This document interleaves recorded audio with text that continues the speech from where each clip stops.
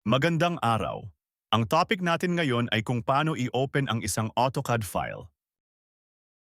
Mau-open natin ang isang AutoCAD file gamit ang iba't ibang paraan. Una, ang paraang hindi inila-launch ang AutoCAD application. Sa paraang ito, ang AutoCAD file ay hinahanap sa lokasyon kung saan ito nakasave sa computer. I-double-click lamang ang file na ito at automatikong mabubuksan ang file sa AutoCAD application. Pangalawa ay sa pamamagitan ng File menu. Para magawa ito, kinakailangan mo munang i-open ang AutoCAD application.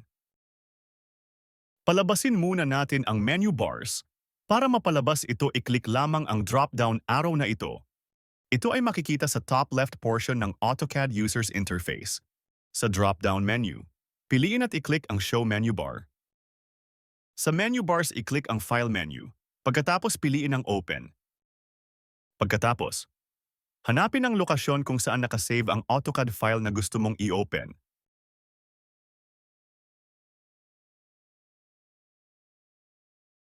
Pangatlo ay ang paggamit ng Application menu. I-click lamang ang logo ng AutoCAD application na makikita sa top left corner ng AutoCAD User's Interface. Pagkatapos, i-click naman ang Open option.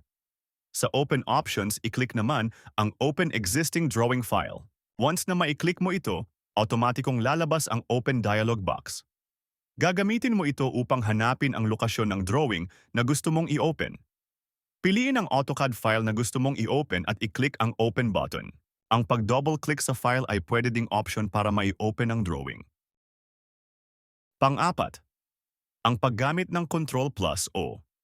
Gamit ang computer keyboard, pindutin ang Control button at kasabay nito ay pindutin din ang letter O. O stands for Open.